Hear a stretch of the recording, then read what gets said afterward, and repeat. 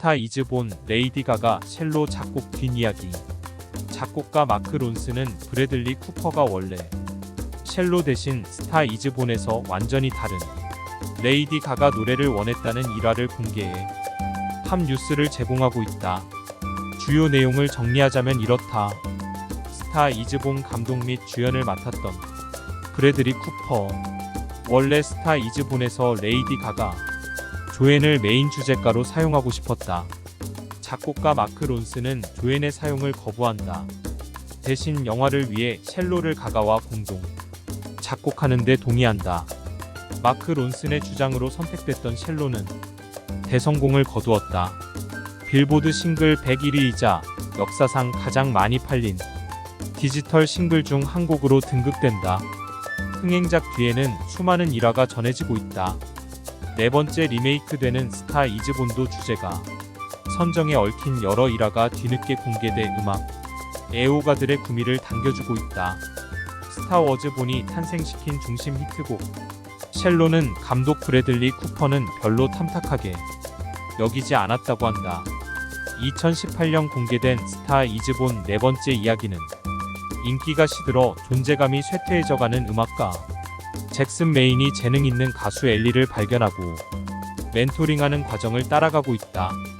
발탁한 여가수 엘리의 명성이 상승될수록 잭슨이 누렸던 과거 은총은 점차 떨어지는 것과 맞물리게 된다. 2019년 2월 24일 진행된 91회 아카데미 어워드에서 주제가 상을 수상한다.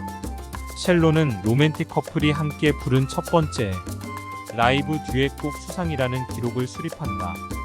이 노래가 극중 엘리를 슈퍼스타덤에 올려놓은 점에서 스타 이즈 본 신작 이야기 중심을 이루게 된다.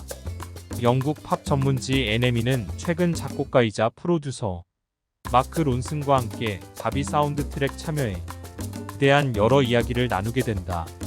이 와중 스타 이즈 본 주제가 선정에 대해 알려지지 않은 비화를 듣게 됐다고 보도한다.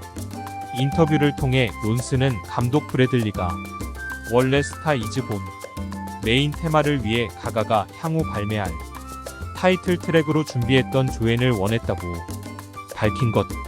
론슨은 가가 앨범 프로듀서를 진행하면서 브래들리가 관심을 기울였던 조앤은 가가의 신규 앨범에 적합한 노래라고 판단해서 첼로라는 대타곡을 만들기로 합의를 보았다고 한다. 론슨은 당시 일화에 대해 인터뷰 도중 다음과 같이 밝혔다. 우리는 가가의 신규 앨범 조앤을 작업하고 있었다. 브래들리 쿠퍼는 어느 날 오후 스튜디오를 방문했다. 나는 그가 출연한 영화를 좋아하고 있었다. 우리는 쿠퍼가 준비하고 있는 스타 이즈 본 시나리오를 이야기했다.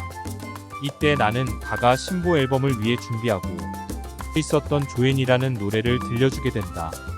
쿠퍼를 듣자마자 아주 좋다. 이 노래를 내가 준비하는 영화 주제곡으로 사용해도 괜찮은가? 라고 물었다.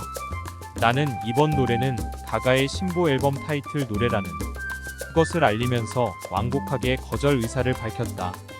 대신 스타 이즈 본 주제가에 맞는 새로운 노래를 작업하기로 동의하게 됐다. 당시 나와 쿠퍼는 로스앤젤레스 말리부에 위치한 릭 루빈의 스튜디오 상그릴라에 있었다. 이 스튜디오는 긴 울림을 들리게 하는 긴 복도를 갖고 있다. 30피트 떨어진 곳에서 가가가 신보 앨범 작업을 하는 노래 소리가 들려왔다. 매우 강렬한 인상을 남겨준 기억이 됐다.